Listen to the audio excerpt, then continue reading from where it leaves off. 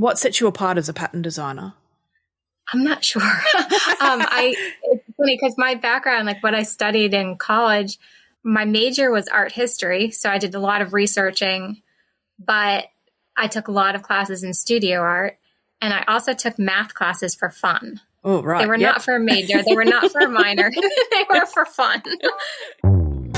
You're listening to Fussy Cutters Club podcast, a show that gives you permission to cut into the good fabric so you can make quilts you love. And now your host, who believes it's not a crime to love using novelty fabrics, Ange Wilson. Thanks for joining me today. Today I'm sitting down and talking with Amy from During Quiet Time. Amy has been a fixture in the online quilting space for as long as I can remember, which given that I can't remember what I had for breakfast doesn't say much, but she has been around for a while. Amy is a foundation paper piecer at heart. She's the author of 3 books. She is the designer of countless amazing quilts and just a really lovely, quiet achiever in this space. And I don't think we all fully appreciate how much of Amy's work has influenced the design space and the quilting space. And it was a real pleasure to sit down and talk to her today. So I hope you enjoy it. Let's get chatting. Hi, Amy. Thanks for joining me. Thank you for having me. It's my pleasure. As I was saying before we got started, you have been around for a long time, consistently producing amazing quilts and have been a stalwart, I don't know whether that's the right way that you say that, in the quilting community for as long as I can remember. When did you actually get started? Gosh, that made me feel really old the way you just said that. I'm sorry. You're like the Winston Churchill of... Let's see. I started really when my kids were very little. So my kids now are my oldest is in college. My middle child's going to college next year. And then my youngest is a freshman in high school.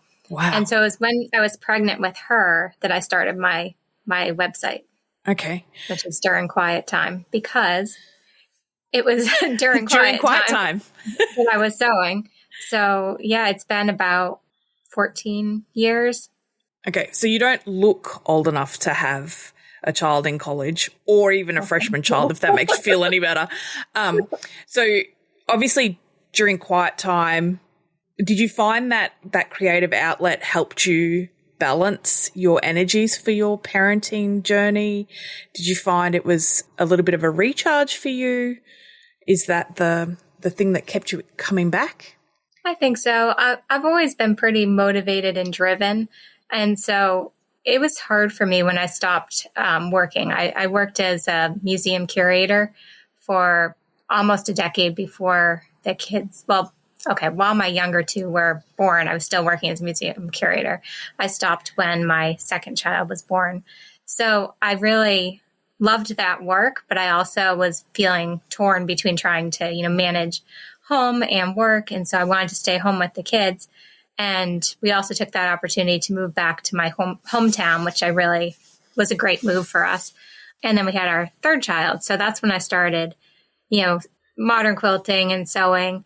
And I definitely think it was helpful for me to have something that was just mine still, and something that was a good creative outlet, because I've always needed goals to keep me going. I'm a very motivated self-starter kind of person, and I need to do that to feel accomplished at the end of the day, So I think it did help for sure. I think it continues to help.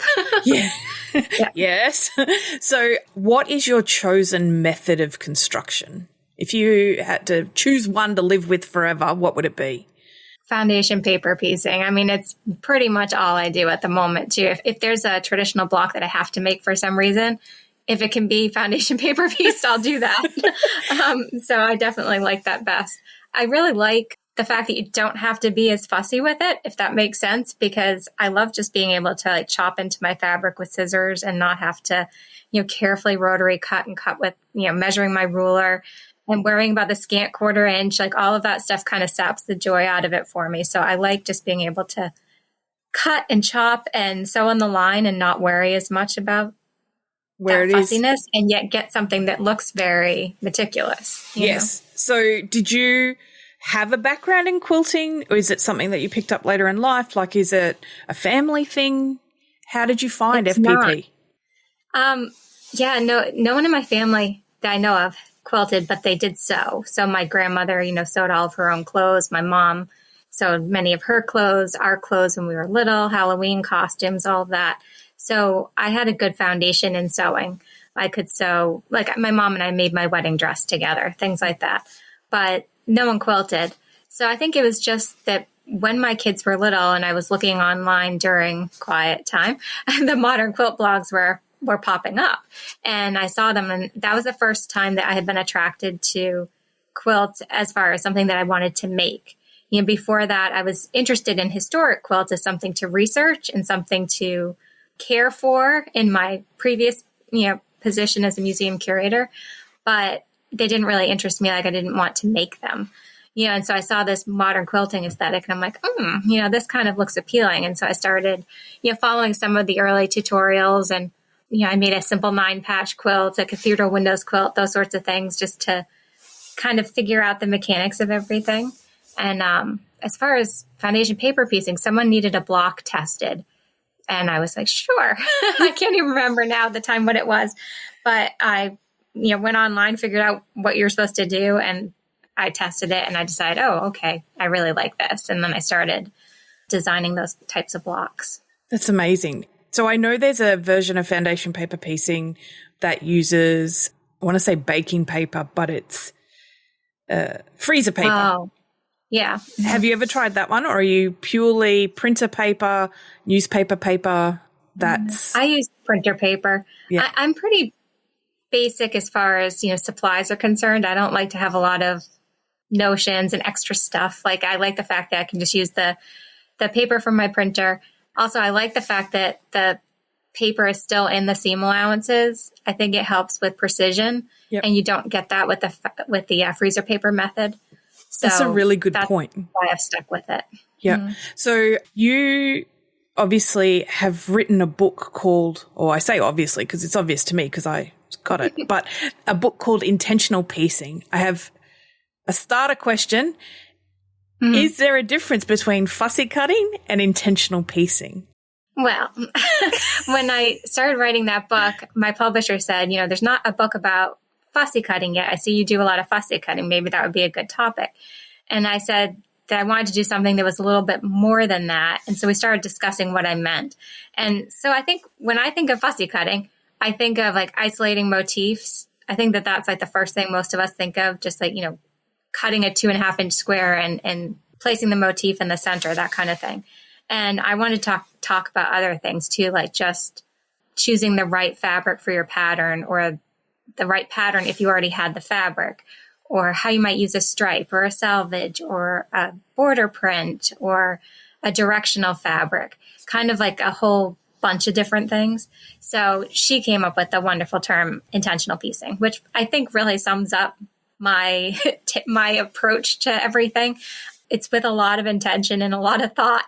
Like I spend a lot of time thinking about what fabrics I'm going to use before I start a project, and, scale of the fabric and color palette and all of those things. So I wanted to kind of put it all together. Yeah. And it's a really great, thorough look at fussy cutting, because I think I come from a similar approach where for me, it's not just about the motif. It's about cutting for color, cutting for placement, cutting for texture. And so all of those things, as an Australian, fussy wasn't a very big thing in our nomenclature. Oh, I can never say that word, in our language. And so I always had a real thing about, I'm not fussy. Fussy always seems like a troublesome, like you're demanding, you're trouble, all that sort of thing. But I found, I don't know what it is, but this thing about I'm going to own fussy. Fussy is I am intentional about it. And so it was when your book came out, I was like, oh, that is such a good grown up term for a technique. It is a great name. Yeah.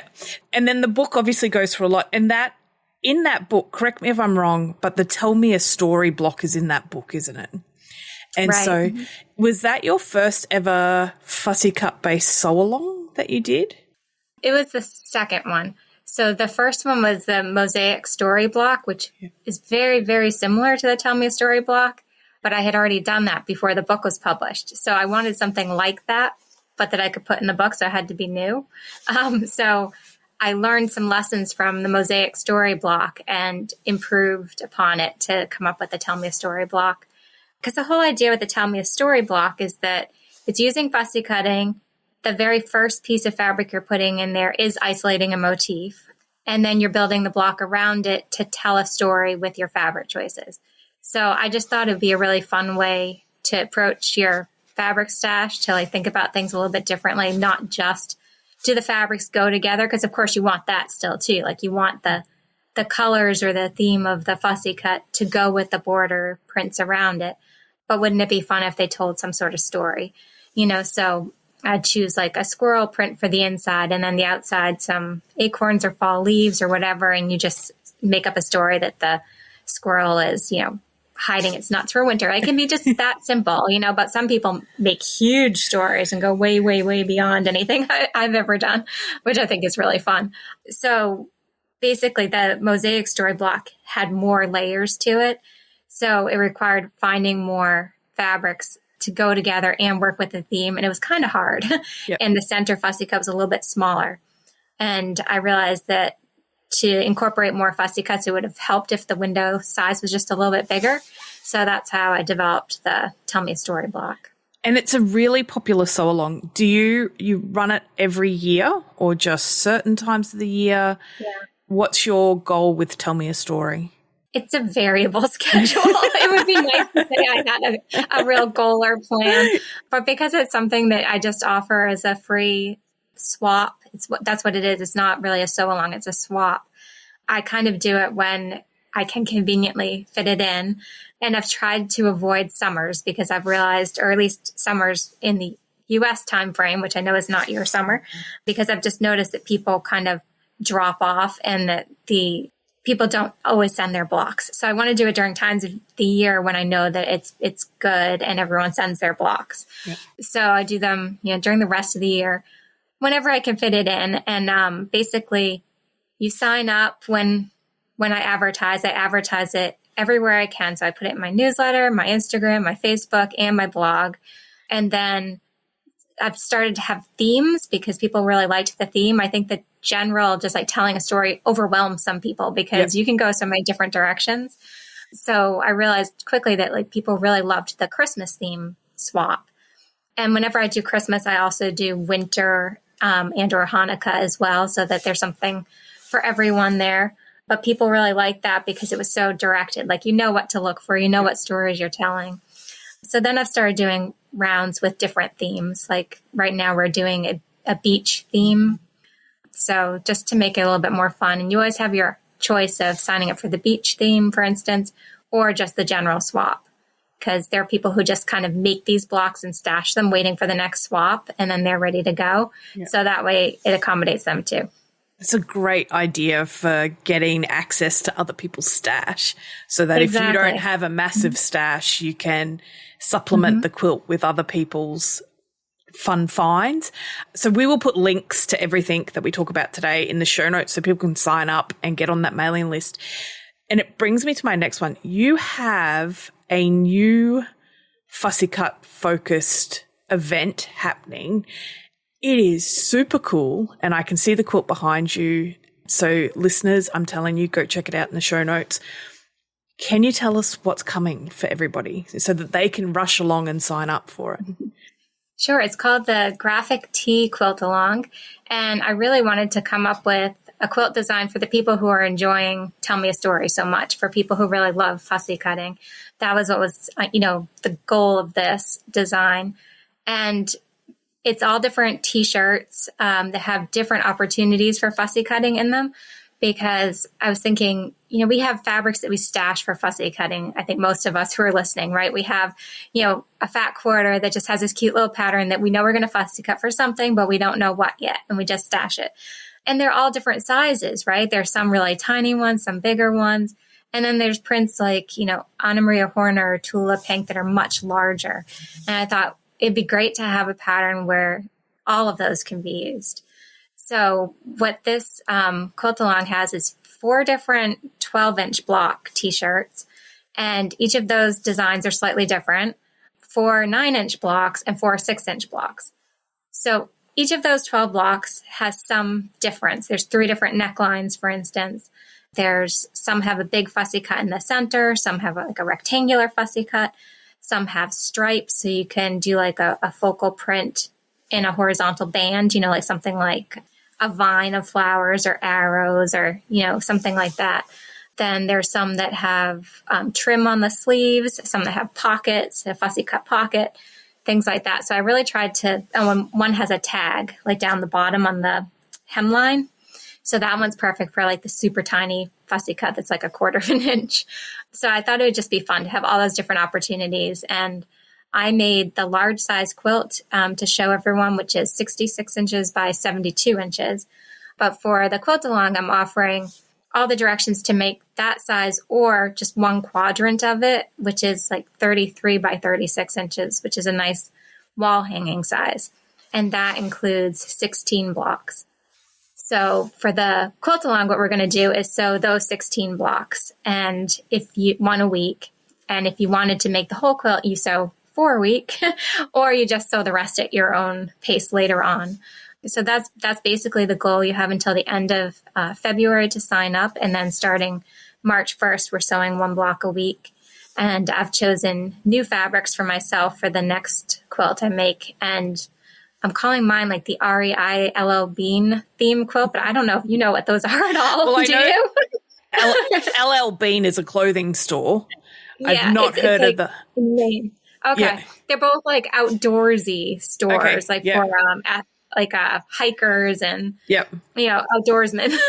So I was choosing, and they're very popular here in New England where I live, because LL Bean's in Maine and I'm in Massachusetts. So it's like all right around here. So all my fabrics are like nature based, like little squirrels, mushrooms, maybe like a skier or some hiking print or those kind of things, little trees. So that's what I'm doing for this one, just to be different from my first version. So it's going to be very cute. And it's one of the things that I really love about following your account is you take the most stunning quilt photos in and around where you live is just dream worthy. Like it's one of those places where you could just happily imagine yourself living through your quilt photos. You give this real sense of being there in them. And the t-shirt quilt, the photo that you've posted online is up against, is it a barn or a shed or something? Outside, it's like a building. Small barn, tiny or big shed. Yeah. And it just punches all the colors in that quilt so well. And you have a very, I think looking on, you have a very similar aesthetic for your color palettes that you seem to enjoy playing with. Do you think that that's true, or do you go, oh no, I like to play in everything. It's just that I run a very smart business and so they all look the same and meet my branding colors and all that sort of thing. Or is it that you are just really drawn to that specific palette? Does that make sense? Yeah. Well, okay. So 2 things. Thank you, first of all, about the photography, because I really love taking quilt pictures, but it's also so hard because it's not easy to take them, and they're big things, and I'm only 5 feet tall. So just imagine all these quilt pictures involve ladders and tiers usually. So thank you. Yeah. And like the quilt picture I just took for this, it's in the middle of winter here. It's freezing cold. There was snow on the ground. It was not fun. So it was worth it. It was worth it. Thanks.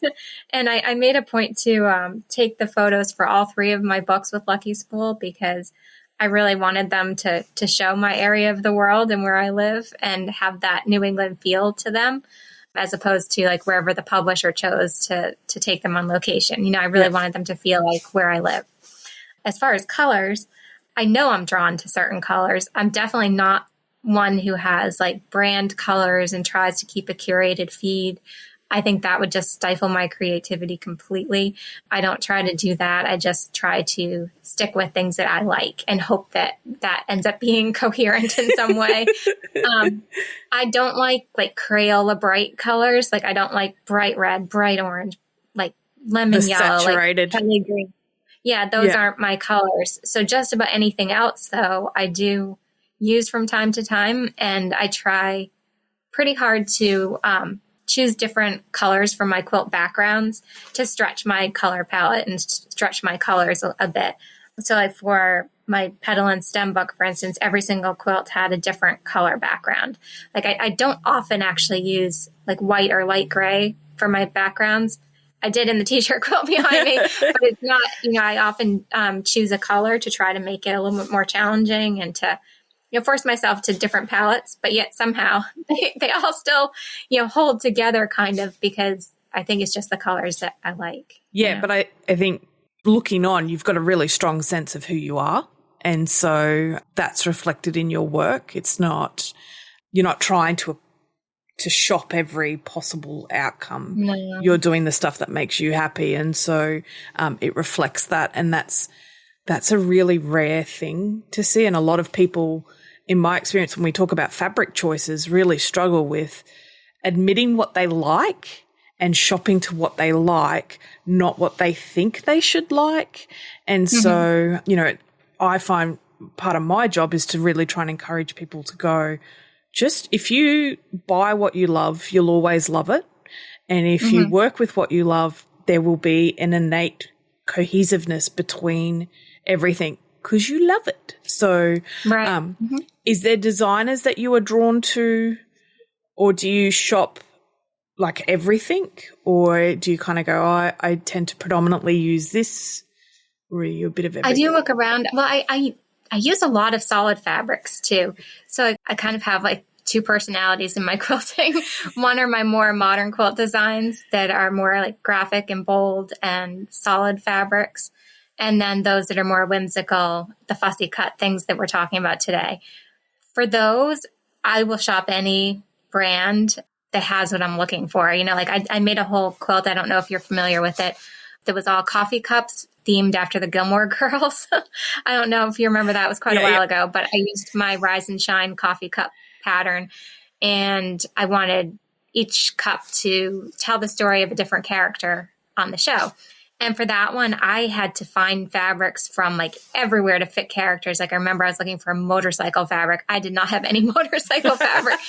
So I would just buy, whatever worked for that purpose. So I definitely think there are certain ones I love. Ruby Star Society. I like Art Gallery fabrics. Those are two that I go to a lot for sure. But it can be anything. I love Anna Maria Horner's floral prints. I hadn't used any of those here, but I use them a lot for my quilt backings because I like to use pretty florals for the back of my all solid modern quilts. So it gives me a way to, pull in something else I like. Is there so you said you do a lot of solid quilts, which you do. And I wish at this time I was a modern quilting podcast because we would talk a lot about your very graphic geometric patterns for the more modern stuff. But do you have a solid that you really like? Is there a solid that you like above all others? Pure solid. Yeah, the Art Gallery pure solids, just because the weave is so tight and they're a little bit thinner, but not in a bad way. Like as opposed to being like some fabrics have gotten a little bit thicker and harder to press, I think, like with a nice crisp edge. So in a way that really feeds in well actually to fussy cutting and paper piecing, because that's one of the reasons I do like using the Art Gallery prints too, because they press really well. And for foundation paper piecing, well, I think for any piecing, that's really important because if you can't press well, it's hard to match up seams and have them look the way you want. And I am very picky with my, like matching my seams and getting things to line up. I like that to happen. So that definitely helps a lot. So I do like it for that reason. So that brings me, FPP is like my arch nemesis. And I mean, I would love to be able to do it proficiently, but it is a struggle for me when I do it. So already you're a superstar in my eyes for sticking with FPP for so long. Do you, in your T-shirt Sew Along, teach people how to line up the motifs when they're working with foundation paper piece? Because it is a little bit of this is why I struggle with it, but the working back to front and lining things up.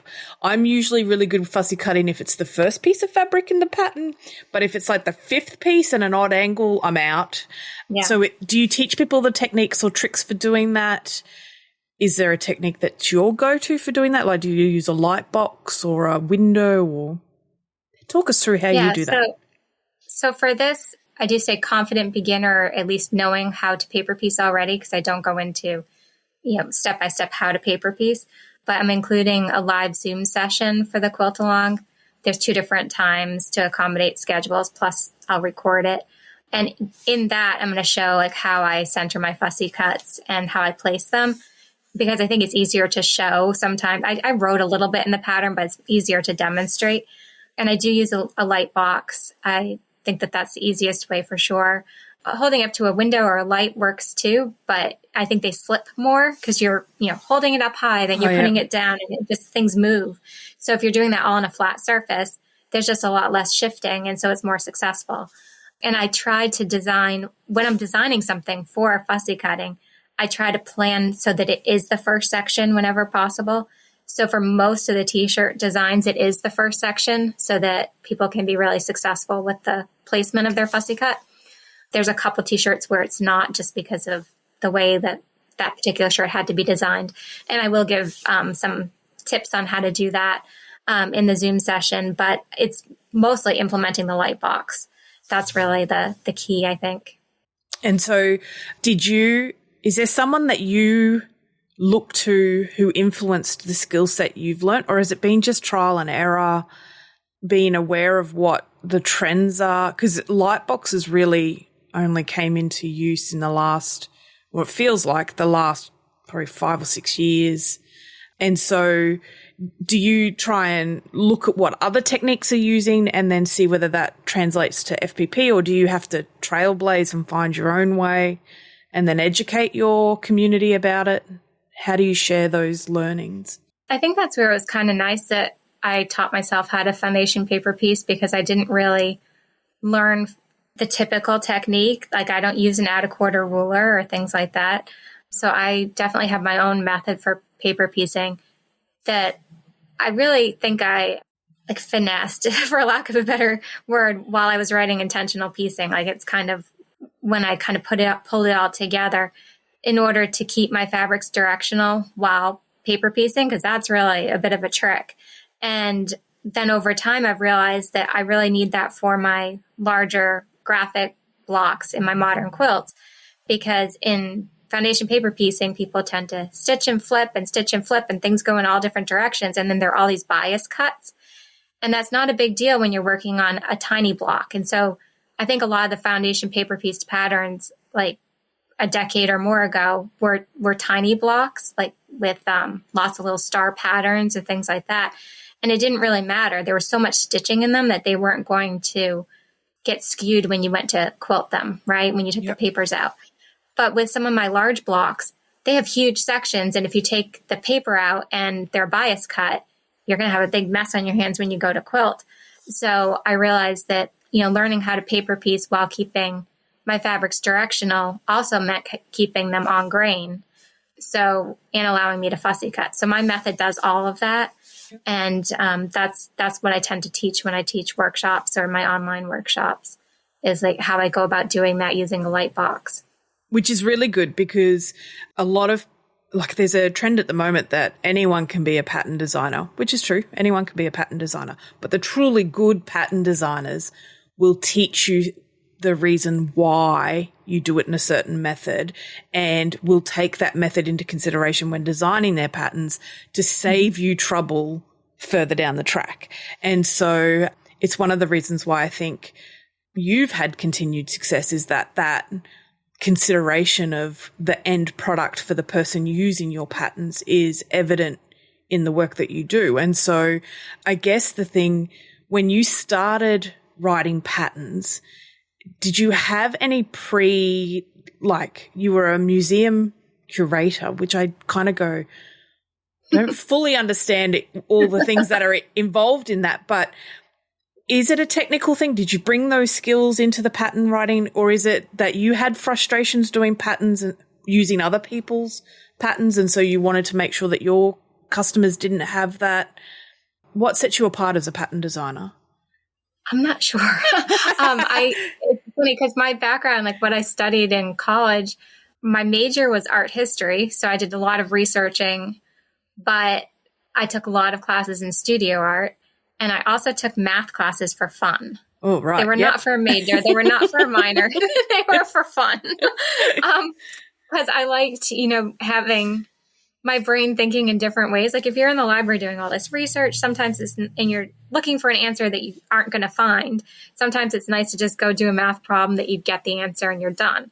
So I liked balancing my work that way. So I definitely have like an analytical mind as well as a creative mind, I think. I think that maybe that's a little bit rare to have both of those sides kind of weighing equally. So I do tend to think pretty technically, I guess, like while I'm writing a pattern, I try to be very concise because I know like lots of extra words are just room for error and people don't want to read them all. So I try to be as concise as I can. I try to design, like when I design a paper piece pattern, I really think about the lines that I'm drawing and where the best places to put them and where they're going to have to join together and how could I make that easier. And I've gotten so much better at that over the last decade. Like my earlier patterns have a lot more pieces than my current patterns do now because I've learned how to refine that. Yeah. So I think I just like thinking that way. Like it's a bit of a game, like how I can do that a little bit better each time and try to have a better end product. And I think it's reflective. I mean, earlier you were like, oh, I have a split personality between doing modern quilts and fussy cut quilts. But you've just said then, I like the challenge and I like to move my thinking around between different disciplines. And I think that's reflected in what brings you joy in your creative process. I guess if someone was to start, they've never heard of Amy Friend, they've never been on the During Quiet Time website, and they want to get involved with you, where's the best place to start? Is it the T-shirt quilt that's coming up? Do they buy your book? Where would you want them to start with their introduction with you? So on the very bottom of my main page of my website, there's a sign up for my newsletter link. And I would really suggest signing up for that because one of my first scheduled newsletters that you'd receive is my best beginning paper pieced blocks. And that includes, the like 3 or 4 standalone patterns. So I wouldn't send someone to buy a book necessarily right off the bat because they might not want to do that much. Just a couple of less expensive patterns that are good for beginners.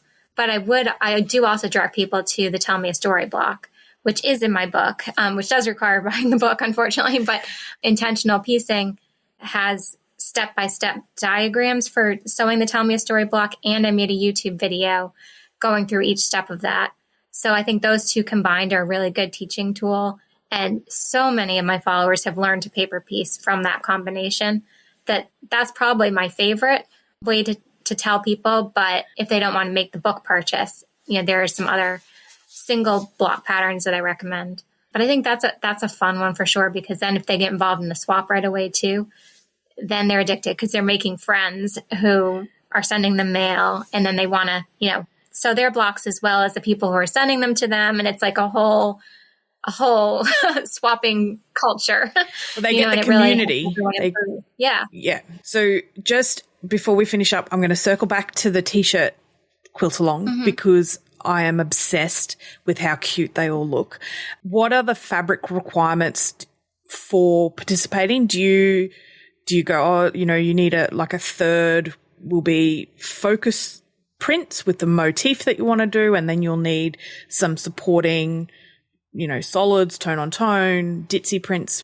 What should people start curating before everything kicks off? And does that information come to them in the first sign up emails that they get from you? So when they sign up, they purchase the pattern when they pay the fee to sign up, it includes the whole pattern. So they get that whole pattern immediately. So you could get that today, even though the sew along doesn't start until March 1st, to give you time to collect your fabrics. But in there, it'll say that, for 1/4 of the quilt, you need about 1.5 yards of background fabric. For the whole quilt, get at least, 6 yards of fabric, something like that. It gives you, what I ended up using for my quilt. And I measured what I used for just a quarter of it. And then I just said, a collection of prints that are suitable for fussy cutting, some that are solids, because you want solids for the necklines, I think, to make them really distinct and pop. And then, tonal prints or smaller scale prints. And a lot of that I'm going to go over too in the Zoom workshop, because I want to show people what I mean when I say a small scale print or a non-directional print, because I think everyone's ideas of those are a little bit different, and talk about scale, like what size print you might use for the 12-inch block versus a 6-inch block and things like that. So those Zoom sessions are scheduled for the very first week of the Quilt Along. So people get that information right at the beginning too. But it's really hard to say in a quilt like this exactly like how much yardage of fussy cuts you need, because it's just not possible.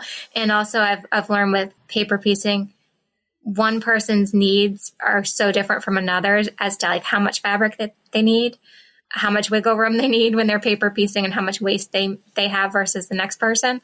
So most of my patterns will say, like this much of this color, this color, this color. But for a pattern like this, it's just a little bit too difficult to get down to that level. I feel your pain, because that's the question people ask me. Like, how much will I need? And I'm like, well, are you going to fussy cut? And then you're going to go, how big's the repeat? How many do you get in a quarter? How many do you get in a half yard? So, it is a real but to me, that's the fun, right? Because I look at fussy cut fabric like an antique treasure hunt. Like I get so excited when I find a print, and I love going to local quilt shops and having a look and going, oh, that print will work as a fussy cut for this, and because every fabric is not fussy cut friendly, it's like a little adventure every time you go in there looking for stuff. So I guess the other question I have for you, and it has just left my head, and I was like, damn it, that's this is the problem with my baby brain that's still going 11 years after the baby turned up. I've forgotten it. I'm so sorry. Okay. Oh, that's all right. Well, I'll just add that it's great for using fabrics from your stash, because that's really what I did a lot of, so that I didn't have to worry so much, because each t-shirt is different from the next. So you don't need a lot of yardage of any one thing. So I think most quilters, I know not all, but most quilters have enough in their stash to pull a fairly cohesive color palette and make these t-shirts. Yeah, I don't. I'm very limited. No, that's like you'd have a hard time. No, the question I was going to ask you is the one that everyone complains about with fussy cutting, and I don't see it as a big issue, so I'm out there to change people's mind about it, is the Swiss cheese effect of fussy cutting. Do you have a tried and true method for using your Swiss cheese after do you find fussy cut, FPP is really good for the smaller scraps or do you go, that's the casualty of fussy cutting, and so, you live with the Swiss cheese? Okay. So I guess I have two sides to this too. When I'm sewing something that has lots of one fabric, so I guess that's not fussy cutting, then I use every little bit. Like I'll keep all the scraps on my table, use them whenever I can, because that's part of the challenge of it too. As I'm sewing, like, oh, I got a small piece. Oh, I have the perfect scrap here. It keeps me going and sewing. So I'll do that. But as far as cutting into a fabric to cut a fussy cut, I do not worry about wasting fabric or things like that. I wrote in Intentional Piecing something to the effect of, if it's giving you the look that you want, it's not wasting the fabric. I mean, that's kind of what it's for. So with these t-shirts, by choosing the perfect fussy cut and cutting into your fabric to get it, you're creating a super cute shirt. To me, that's worthwhile. Yep. So I don't worry about the fact that I chopped into it. But I'll fold it back up and put it back in my stash just like that, with the holes cut out. And then sometime maybe it works for something else, but I don't stress about that for sure. Yeah, me neither. And I've found over the years that there's lots of opportunities for using the Swiss cheese, whether a lot of times I'll take a motif out of a solid background print and I'll use the solid background to complement something else. Like I can cut that up to use it as it was like a solid. Or we donated offcuts to our local kindergarten and the kids had fun with them. people love buying scrap bags, and so scrap bags of the stuff that I've cut into Swiss cheese. You know, there's other ways of being conscious of our wastage and making the most of that fabric. But I agree, at the end of the day, those T-shirts are so cute and make you so happy. And the like, I can see the little fox in the background on the peach one. He's so cute. And you just kind of go, you're trying to, one, create art, and two, that art should elicit an emotional response. And so it's a small price to pay to make something that when someone sees it, they smile, or it reminds them of their childhood, or reminds them of their aunt or their nana, or something. Like, yeah, they've just got to use the good stuff. Yeah, it's so much more wasteful, in my opinion, to leave it on the shelf and never use it because you don't want to cut into it, right? So I'd rather cut into it and leave a hole or two than leave it there and possibly have it fade or something like that where it's not, usable anymore. Yep. Or heaven forbid something happened to you and you never get the opportunity to cut into it. And that would be so devastating. But yes, I thank you so very much for your time today. I thank you for the insight into your process, and on a completely sentimental level, I thank you for everything you've done in the quilting space that encourages people to love our craft as much as we do and to stay there. And I'm really excited to see all the T-shirts popping up on my Instagram feed as people dive into their stash. And again, we will have all of those details in the show notes so people can sign up and start making T-shirts. A great one, I was thinking about this the other day, we got some leftover baby clothes from our son, and I was like, the T-shirt project would be so cute to do it because I could make his little shirts. But yes, so heaps of opportunities to use stuff you love. So thank you, Amy. Thank you so much. Thanks for listening to the Fussy Cutters podcast. Enjoyed listening? Why not subscribe so you'll never miss an episode? Did you know the quickest way to the heart of any podcaster is to leave a review or recommend the podcast to a friend? It's true, it is. Until next week, get out there and fondle that fabric.